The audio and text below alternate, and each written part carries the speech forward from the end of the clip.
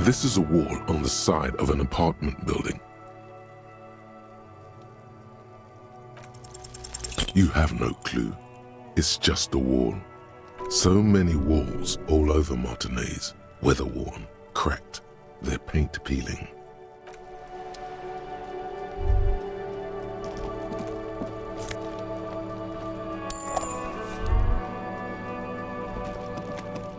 Are you trying to sneak up on me?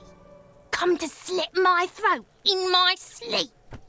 Pig's come to take me out, trying to snuff me out. Don't get fucking clever with me, pig. You think you're so clever. Trying to sneak up on me again?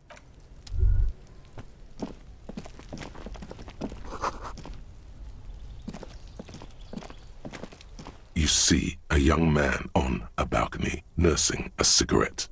His eyes have been following you for a while. Not looking for any trouble, officer.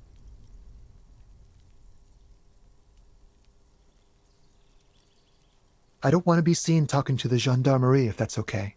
I just want to finish my cigarette. It's the god of cigarettes and youth. Ask him if he's got anything to spare. Don't let him go. This could be your witness. The balcony has a great view of the whole thing. Is it really that important? Like a nervous cat, he keeps stealing looks at the neighboring windows.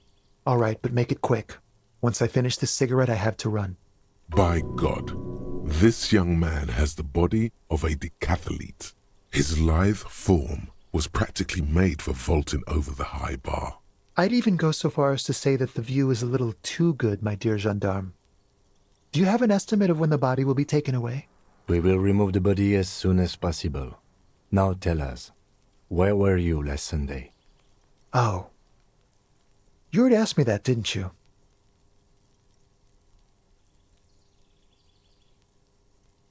No, not you. Some more muscular type.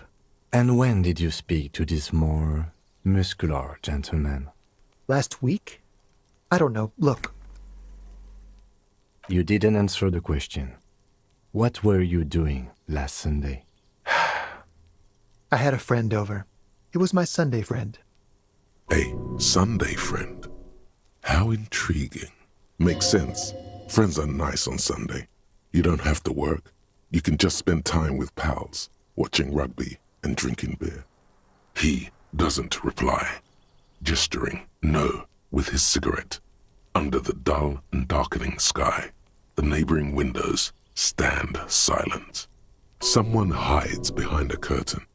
Those windows have eyes, and those eyes are watching, spying on you three. Occasionally. Why? You're right. It's horrible for the skin. Very aging. Not that he has to worry about getting old yet. He's sparkling with youth, a radiant demigod. My name? My name is Martin Martinaise. Martin Martinaise? Good local name. Let's go with that. No. We won't. Now, if you'll excuse me, I really need to get going. This isn't the place or time for questions. Who knows who might be watching from the distance, hidden behind the curtains? For a moment, the man on the balcony seems almost vulnerable. Something moves in the depths of his feline eyes. Compassion and a hint of understanding.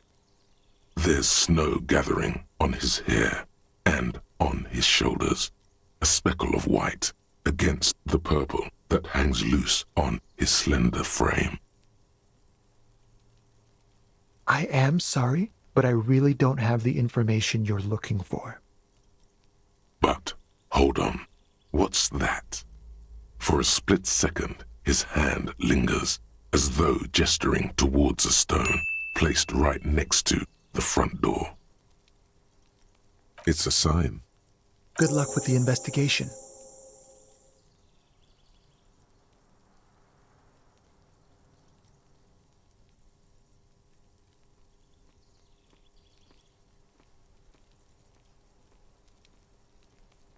He's gone.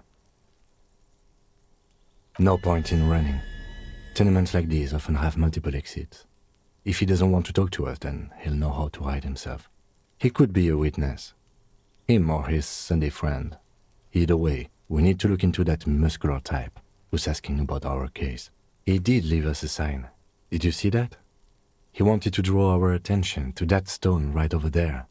If we find a way inside the building, we can ask around for his apartment. The 15th Indo tribe. Because there was. The 15th Indo tribe was comprised of 8 kids from Forberg and North Jamrock, running from wild dogs in the valley, hiding scents under rocks, and stealing clothes off clotheslines, and sometimes even the copper wiring of phone lines. You may have been one of them. This must be a childhood memory. The 15th Indo tribe was your Indo tribe, set to rule in Cylinder. The rest of the kids are dead now. Car accidents and drug overdoses. Only you remain. A stone like any other. There's a key beneath it, rusty from the dirt. This must be for the front door. Pity doesn't have the apartment number on it. This building has many apartments and the man can be in any of them. We'll just have to go in and see.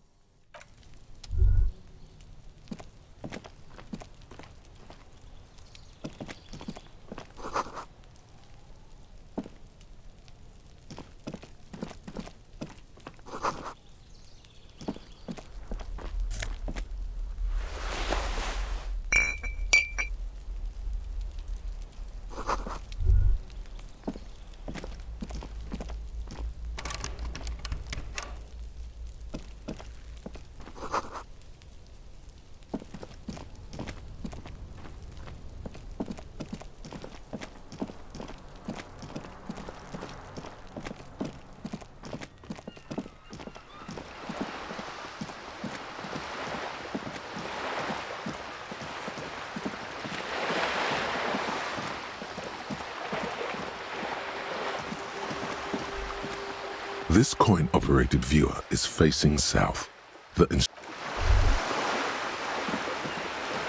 This coin-operated viewer is facing southwest. The metal feels cold and wet under your palm.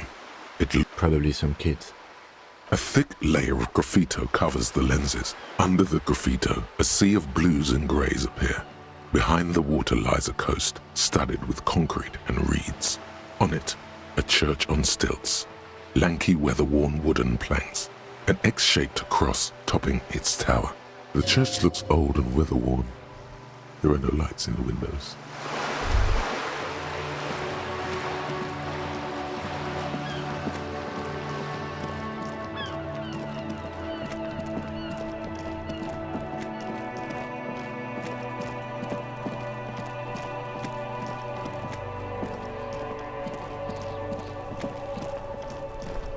There he still is, looking.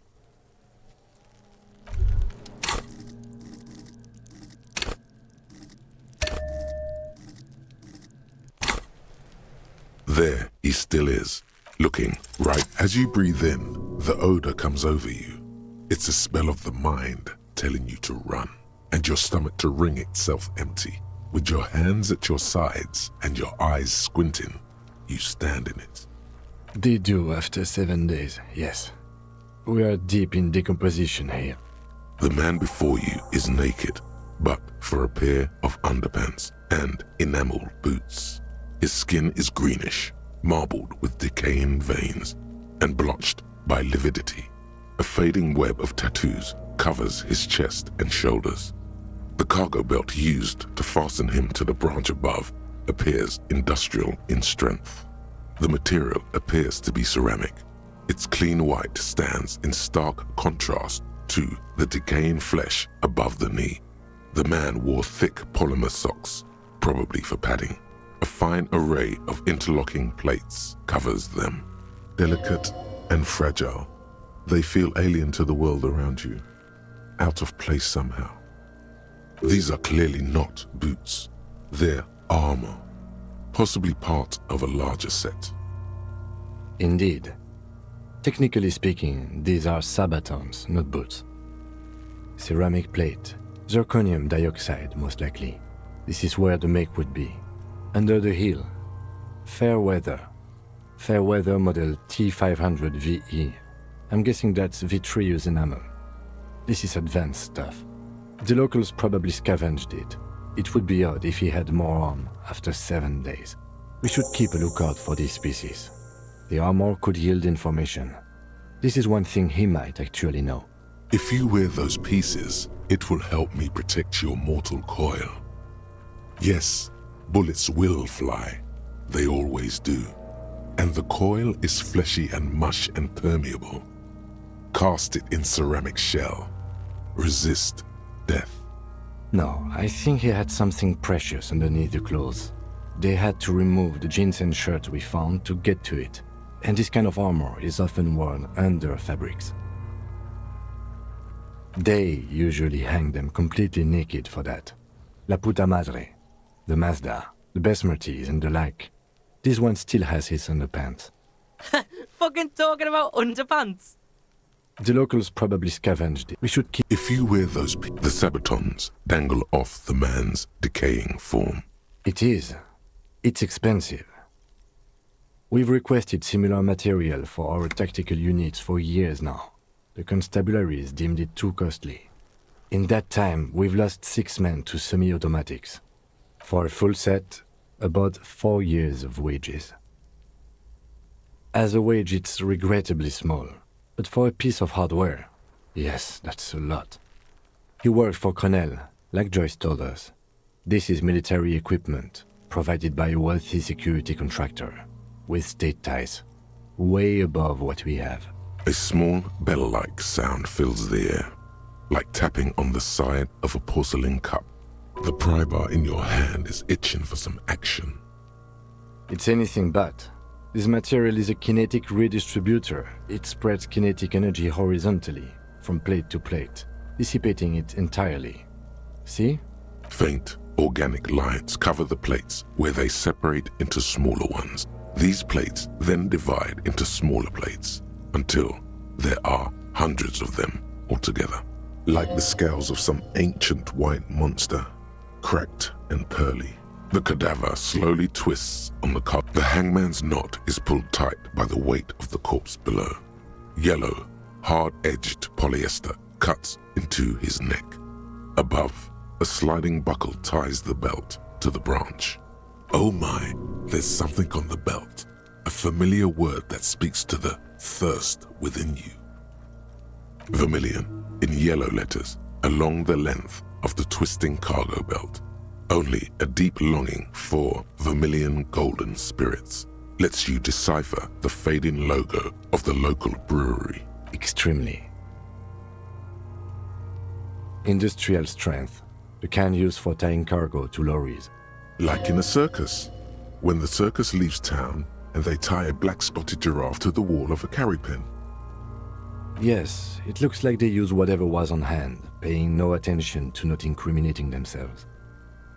Yes, the debrief we got from the Wild Pines representative appears to be solid too. A lynching is what this looks like. Our internal RCM brief said the same. By the way, when you get the chance, perhaps you should ask me to share the RCM brief with you. I'm pretty sure you've forgotten it. It's not merely polyester, it's steel reinforced. See these lines? This is where the wires run. I see rabbits for more than 20 strands. This makes getting him down much more problematic than I had assumed. A noose is one of those things that's easier to use one way around. That ladder can't carry a grown man. I didn't see any splintering either, did you? I think they lassoed the branch, then pulled on the belt to close the buckle. The cadaver hangs from the cargo belt. An intricate web of blue lines stretches across the torso, from the right shoulder to the solar plexus. Each time they intersect, a small white star is formed in their crossing. Hundreds of fading asterisks riddle his skin. Their concentration is highest around his heart. His corpse is marked by stars. Alcohol and heartbreak. Your fist clenches suddenly. Decay is creeping on the tattoo. Already, most of the canvas that's holding it has darkened. Now, it disintegrates slowly. Of no nation that I know of. If anything, it reminds me of religious illumination, last or penultimate century. Men who live harsh lives often turn to innocentic worship. But which one? I see no trace of a humanoid figure. The pattern does not stir patriotic or religious sentiment in you. What it does is speak to the wounded, limping animal, the male in particular, unable to communicate in anything more than grunts. It's impossible to tell if its advice is right or wrong. So am I. He takes a thin piece of milled aluminium from his coat pocket and pulls it open. Sounds like a sword being unsheathed. A small lens appears, some sort of camera. Shit, Kuno! What the fuck is that? An instant color camera. This is the first time he openly acknowledges the kid's existence. I have only 2 ampoules, so nobody move. I don't want to waste one. A sound, a shrill flash, followed by the breaking of a small ampoule of glass. You see streams of color pour onto the thick, glossy piece of paper, rolling out. In case we need it. Yes, it is pretty cool, isn't it? It contains insight to the victim's person. This was a man of physical violence. The story he wanted his body to tell was important to him. It is his letter to us. Now, if you could find someone to decipher it. Sure, just don't lose it. The glassy-eyed corpse looks by, his mouth mute and his skin as colorful as the chemical rainbow on the photo paper. His eyes are milky white and blind to the world, protruding comically from their sockets. There is no one home, just subaquatic terrors. Dark brown hair grows on his head. His face is ready to explode from the organic processes inside. The death's head grin has passed. What remains is an unrecognizable mess. I'm gone. Into the wild pale yonder. In the past, way out in the west. The blue heart. Oh, that's good shit. You'll love it. Just press down and fuck it open like you always do. Fuck it hard. Go-po-po the clown. He means force. It'll work. I'm a joke. Look at me. There is nothing funny about jokes either. A killer, a motherfucker, and a killer. Takes one to know one. Go ahead, Cobbo. What do you mean? It's the power of your imagination. Yeah, man! Don't be crazy! Inanimate objects and dead people can't really talk to you. Your wild imagination is doing this. Ask some more of those questions you love so much. He loves those. Because you're a copperoonie. Look at all of them go. Do you want more questions? Coming right up, copperoonie. These fuck no. You're no Rooney. Between you and me, your name is probably Harry. You might be onto something there. Because you have loved it, me and Revachol. It was love all along. Sure, Lobo. I can ask you a question. Why are you doing this? Looking at my face, motionless, looking into my eyes, standing here. Why are you investigating my murder? You're a lying sack of shit, Corpo. You're doing this because there is nothing else to do. Everything else is over. It's just me now. Do I remind you of someone? No, not quite. Be fair now. You sure I got out of that one? Coppellini. Do I remind you of... Sure I do. You just don't want to admit it. Come back later, Corpo. Amuse yourself with my frank manners and my memento mori features. If possible, also, see me in your dreams. As you narrow your eyes, the monster before you blurs into a violent mess of green and pink. Only the lower extremities are pink with a dash of blue. His fatted hands, thighs, and his neck, just above the noose. The rest of the corpse appears dark green in the cold spring air. How should I know why you are squinting, officer? Oh. You are trying to assess lividity. The monster comes back into focus, an explosion of color, coursing with dark marbled veins. His stomach appears pregnant with something. Black liquid streams down his thigh and onto his boot. So, what do you think?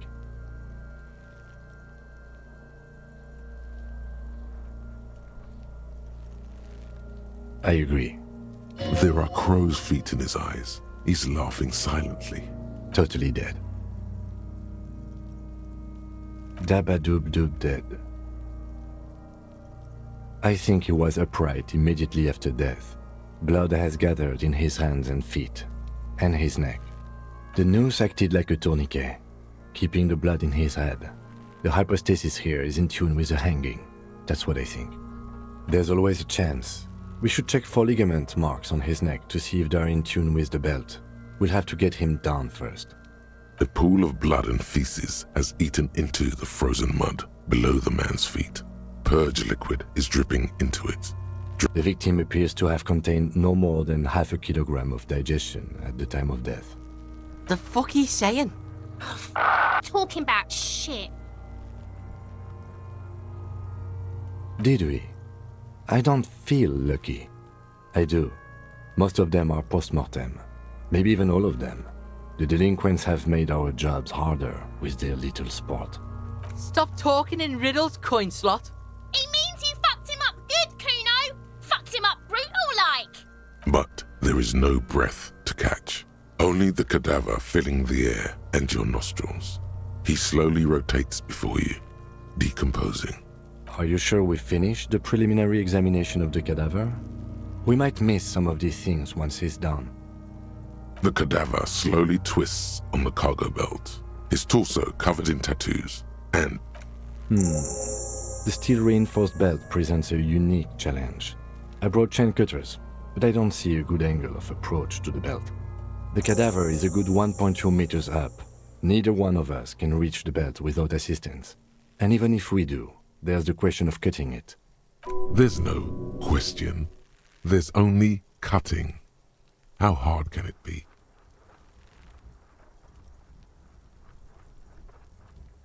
I don't doubt your physical prowess, officer, but that's aircraft strength material, and we do not have a secure platform to perform the procedure on. The risk of acrobatic failure is one we cannot take. We must not become comedy for the locals. The fuck have you got against comedy pigs? Someone else? You mean like the police? Sadly, yes. The whole RCM is out there right now, doing the exact same thing we are. Are we in a rush to help them? Not with this on our hands. I know it's hard, but I assure you, the others won't come to help us. And we have a growing sanitary concern here. We need to get him down, fast. Climb up there and... saw the branch? There has to be a less risky way, with less falling down of trees. Yeah! Bang bang time, pig! Shoot his head off! How?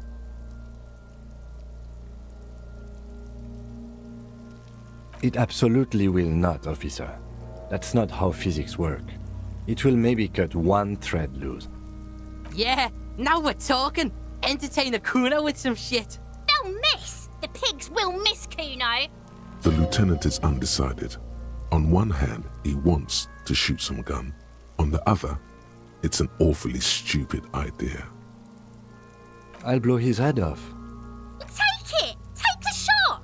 Yeah, take the shot. Kuno wants some of that shit. Silence. With his elbow sharp, the lieutenant unzips his jacket and produces a lightweight firearm.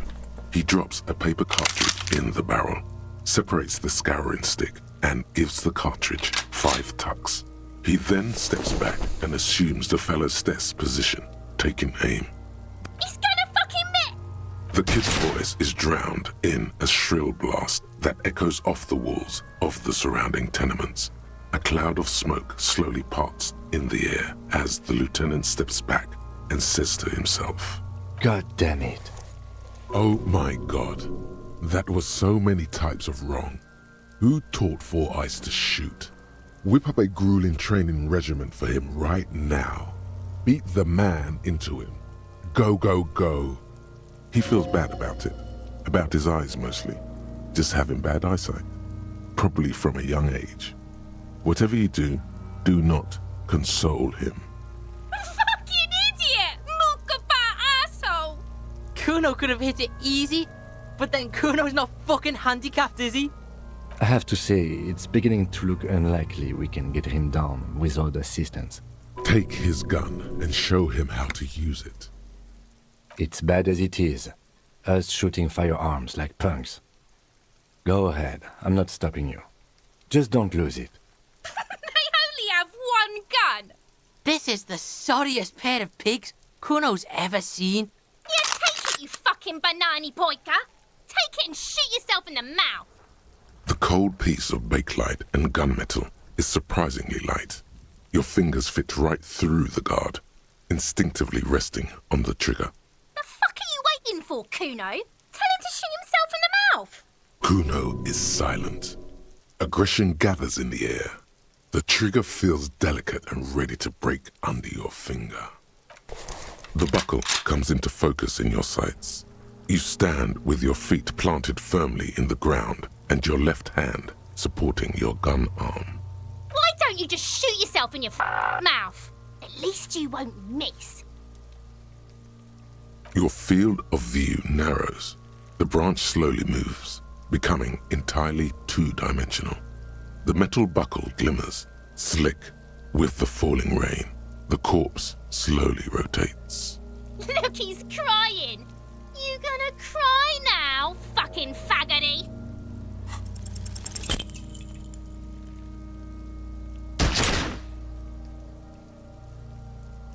A plume of smoke erupts from the barrel. Your hand goes numb from the explosion. With your ears still ringing, you lower the weapon to see what happened. You missed the belt, but hit the corpse straight in the chest. Bits of ribcage protrude from the skin. No blood, only a murky sludge dripping down his belly. The sudden stink makes your eyes water. Oh my God, he's gonna fucking cry. I knew it. What a mulko. The armistice is sufficiently precise, officer, especially at close range. It's not the gun's fault you can't shoot. It's your pig hands. Pigs don't have hands. They have, like, fucking hooves or something. Kuno has hands. Kuno can shoot that shit down for you. That's preposterous. What are you, a fucking earl? We still need to get him down somehow. The bad way. The way I didn't want us to. By asking the harbor for help. They have the tools and the men. If they put him up there, they can take him down too. From the gates, by negotiating or fighting. I'm unenthusiastic about fighting. Or we can try to find some secret third path. It's unlikely though. To the gates. Let's fight, I say. We should think about calling it a day, maybe. The nights are still miserably cold this time of year. You should take care of that, then. Let's talk to him anyway. An officer of the RCM shouldn't be sleeping in the street. We'll figure something out. Though he finds this situation frustrating, he is doing his best to not make you feel any worse than you already do.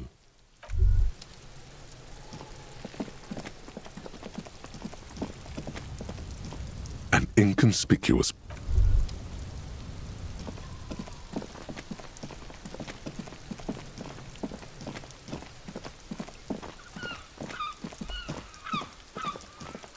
old call box with an off-key melody starts playing after you. Kuno, please stop calling here. Grown-ups don't have time for your stupid games. Oh, I'm sorry, officer. I thought you were... But the doorbell is broken, and the bookstore shouldn't even be on the list anymore. So I can't help you. Please don't call here again. Thanks. A single beep you ring the doorbell. Just seeing the words Andro Orlando gets your hackles up. It's very all you hear is static. You ring the doorbell. You wait for a minute. Looks like someone has you hear static from the intercom speaker. It sounds as if someone has picked up the receiver but isn't saying anything. Yes, hello. This is Tricentennial Electric. Have you come to place an order? My God. The lieutenant exchanges a look with you. It's you. My God. I didn't think I would hear your voice. It's a woman, and she knows you. Your heart beats faster. No, something's wrong here. Are you sure she's talking to you? Michelle, just please. Sounds like a ghost. Wind blows through your clothes and you feel detached from your surroundings. Inside the building, a cold memory hangs. Why did you even call? I don't understand. You've been gone for months. I thought you didn't care. Ever since I came to live here, it's been different. As if my mind's been wiped clean. A spot of static overrides her words. When she speaks again, it sounds like she's submerged. It's so nice. It's so nice to be able to finally meet again. She sounds like she's about to cry. The cold is deep under your skin, as if you were talking to someone who's 100 years away. Somewhere inside the building, water is flooding the cellar floor. She doesn't answer. Silence. The only thing you can hear now is static and waves. Another seagull passes by. It's getting cold standing here, staring at the silent call box. I don't know what happened either. We should probably stop playing with this thing. You press the number sign on the keypad that terminates the call. 12 names. No, hold on. The last thing you need in your life is more hysteric emotions. Forget it. Find something else to do. Silence. No one's home. Silence. No one answers the doorbell. Nothing happens after you ring the doorbell. Silence. No one answers. This button looks new, but someone has removed the name card. Nothing happens when you try to ring it. Huh. This button looks new. It's probably not connected yet.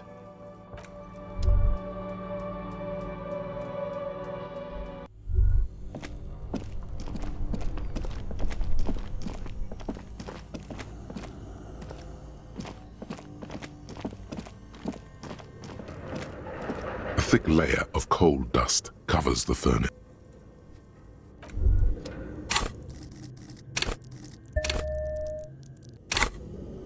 A thick layer of coal dust covers. Something breaks loose in you. A mighty bellow echoes throughout the chimney's depths. The chatter of tiny voices above suddenly cease. Then, Hello? you've awakened the entity. And it's a woman. Of course. The malicious entities are always women. Hello? Did you say anything? I can't hear you. Please come upstairs. There's a safety curtain on the second floor. I'll open it. You hear a low rumble upstairs. The sound of a curtain being pulled aside. After you, officer.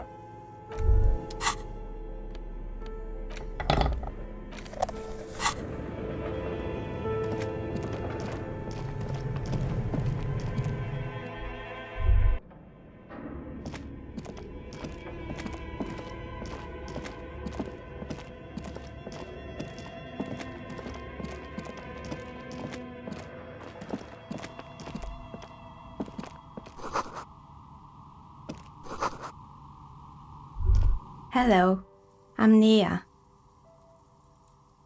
Did you try knocking on my window? I must have missed you. I've been listening to my Milius. So what kind of die are you looking for? Could this be the malicious entity?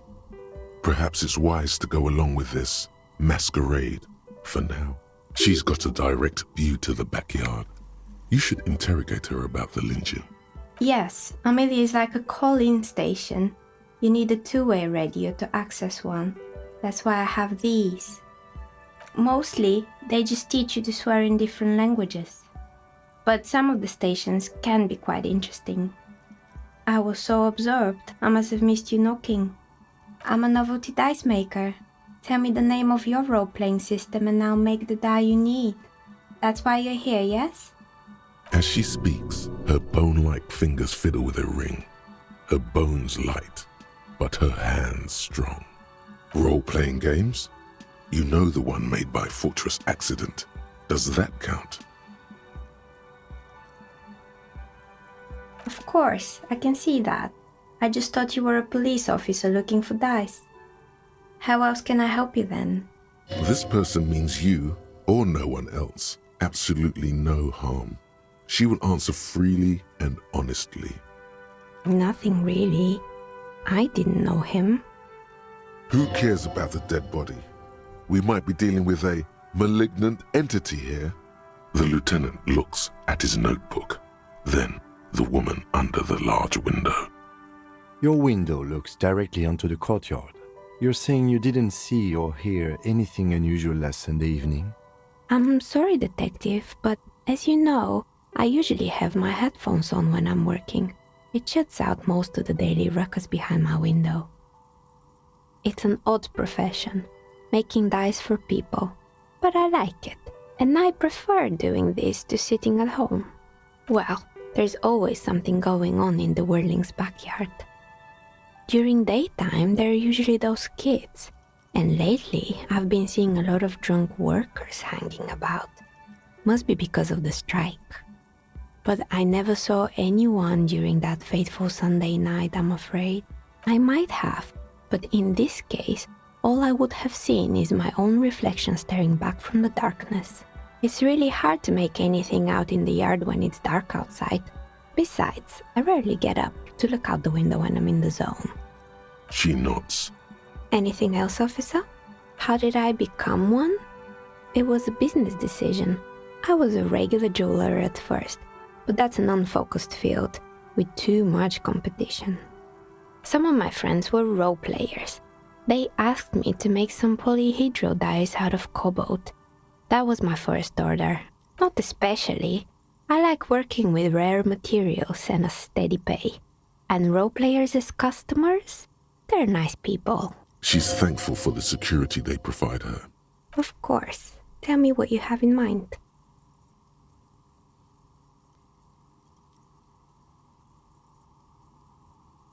Ah, yes. Fortress Accident. It's too bad they never finished their game. The Wiro Untethered die is a variation of a standard role-playing die, only instead of plants it uses motifs of ice and death, and loss of course. I'm thinking something made from alligator jawbone, cast in black resin. The reptile bone is as white as ice and dead as, well, death. For 7 real, I could have it ready in 8 hours. Maybe you have some other ideas for dice? No need to rush. Take a look around, see if anything inspires you. We're inside the chimney of an old central furnace. It's strange, I know. But when I arrived here, All the other rooms were taken, so I had to build myself a makeshift home. Besides, I don't really have to pay any rent here, so that's a plus. Plaisance was right. There's an entity living in the chimney. You should ask her about the curse. Creative. I've heard the stories, but I don't think those stories are true. Plaisance, the bookshop lady? I've heard that her business is doing rather well. Have the energies spared her somehow? Oh, right. But it's not just the bookstore that's still up and running. What about the whirling in rags? Some people say it's part of the building complex. You could say so. Both houses were built at the same time and under the East of the Commerce Central project. And then there is me. I've been here for 14 years, selling novelty dice to role-playing enthusiasts. Not exactly a million-real business idea, yet somehow I've survived despite the talk of malicious energies. Strange, isn't it? It's because she's in cahoots with the demons.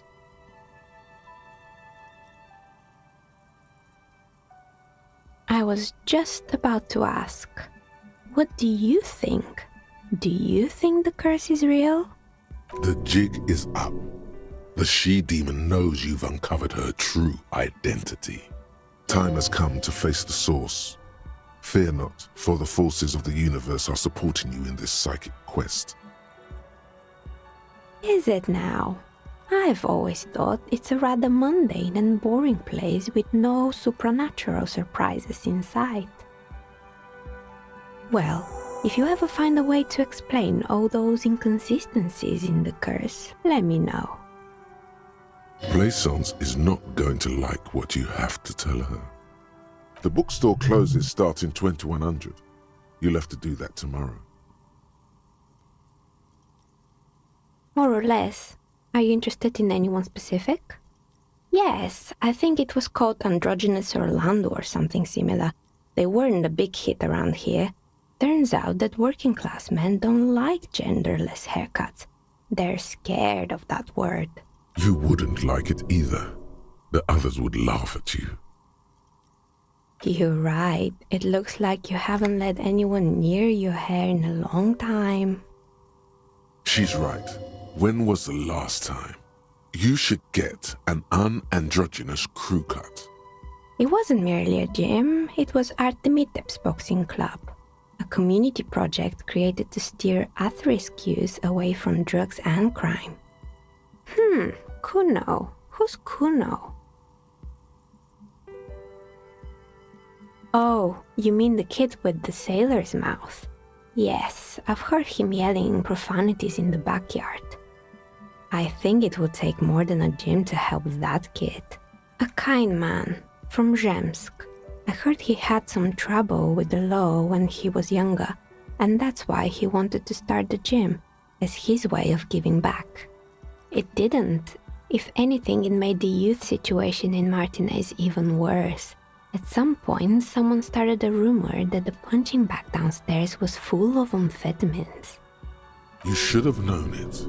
Eventually, the coalition took away the funding and the club went bankrupt. This was a few years ago. It's gotten much more peaceful around the plaza ever since. Oh, this one's a mess. There used to be a company that promised to repair windows 24 hours a day. What could go wrong with this one, right? Turns out, the business was actually set up as a front for an illicit group that was producing snuff milius. Who would have guessed? And they never cleaned up the debris either. Now it's just littering the hallway and I have no idea how to get rid of it on my own. Yeah, don't. You mean Mr. Fabron, the taxidermist? No, he mostly just did drugs. But what drugs exactly? Anything else? There used to be a fashion atelier here, but I have forgotten the head designer's name.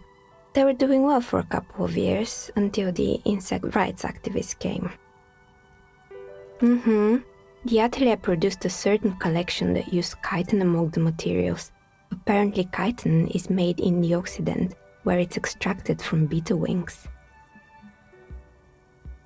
And you know how all kinds of political movements are big in the Occident. The activists shut down the biggest chitin supplier, which of course caused the price to skyrocket. And, naturally, all the most fashionable tastemakers refused to be seen in chitin from then on. The atelier went bankrupt before they could finish the collection. Really? Anyway. Poor guy. Suddenly, you get a feeling that insects are important to the case somehow. It's hard to say why. They were made by a company called Slipstream. After they pivoted from making rotor blades to skis, their chief executive took off on a vacation with all their money. Honestly, I think it's quite funny. I think he's still sending out holiday transmissions from Tulula or Tiumotiri or Hashko, the usual, I imagine. That he's been thinking up all kinds of new business plans and can't wait to get started on them just as soon as he returns. Men like that are a curse. Sure, but Slipstream is history now. All their remaining assets got seized by the bailiffs in 47. I have no idea why those skis and blades are still lying around in the house. Not much use now, I guess. Fortress Accident, the radio game studio. She liked them. They were an interesting bunch. We talked about role-playing systems every now and then. Once, I even saw two of them get into fisticuffs over Wirral. They certainly took their work very seriously, even if they seemed to be chronically liberal with their schedules. The usual, they ran out of money and couldn't get the project done on time. Well, I did hear them talking at times. They seemed to believe they were historical individuals on some grand quest. Yes, but when the money started to run out, they just began to complain a lot about capitalism. You know, how the markets are rigged to keep out new businesses and so on. In the end, they just didn't get it done. They didn't have enough willpower to produce something truly historic and to show up to work on time. She's right. Showing up to work on time is important. Showing up to work on time is hard. No, scratch that. Showing up to work at all is difficult, especially if you've been drinking. Not the wisest decision. You would have lost all your savings. The dice is black and filled with little silvery flakes, like snowfall. Anything else? Oh boy, the fabled Revachol ICT. You're in for a treat here. The place was owned by two guys who had some rather innovative ideas about marketing. The bear was one of them. Now ask me about their other ideas. There was really just one, and it involved picking out the prettiest girls in the neighborhood and paying them 20 cents per hour to man the booth. And by man the booth, I mean slump behind the counter with a face that could maim you if you ever dared to disturb their bored magazine browsing. Sounds like she really didn't like those girls. Oh, but they did. They did show up to work, and not alone. There were also acne-ridden girlfriends and gorilla-like boyfriends loitering near the ice cream stand. And they already had the bear. The bear. Of course not. The bear was terrifying. No one wants ice cream guarded by a hostile apex predator.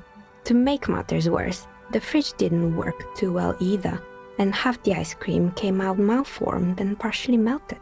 Eventually, Revachol ICT lost the price war to its rival, Glacé 5000. Glacé 5000 sold caramel sundaes for only 5 cents a piece, out of regular fridges. Maybe, because the taxidermist who made that bear definitely wasn't. Doing his best, I mean.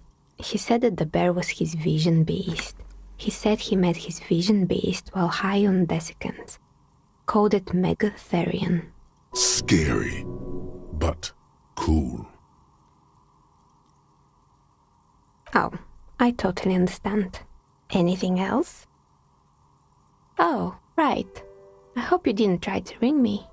I think none of those doorbells work, including mine. I'm still in the middle of connecting the wires. Sorry about the confusion. That's right. I haven't even written my name there. As I said, it's quite useless right now. It doesn't work yet. You could say so. Both houses were built at the same time and under the East Delta Commerce Center project. That explains why you can call the whirling from the intercom, albeit I doubt that anyone responds. If the whirling is part of the same building, then it's part of the doomed commercial area. The darkness of this place is there, too. Right. It used to be a gaming arcade. This is an ancient failure, before my time. I'm not surprised, however. My advice? Don't base your business on a fad. Agreed. Pinball is the worst. His disdain for pinball could not be clearer. It can't be true. They don't work here anymore. They've been gone for years. Are you sure it was Slipstream SEA? Was it a woman? Maybe it was Plaisance from the bookstore. Oh, right. But did this person say anything? Tricentennial Electrics? It used to be a major electric company 100 years ago. Are you sure it wasn't just some kids playing a prank on you? No, it was something else. It was eerie. A prank is more likely, no? Oh, the kids these days. Sure, I'm listening. Good. I hope it clarified things a bit. What else? You feel nothing. If anything, it's uncomfortably warm in here. She has begun to idly clean one of her carving tools.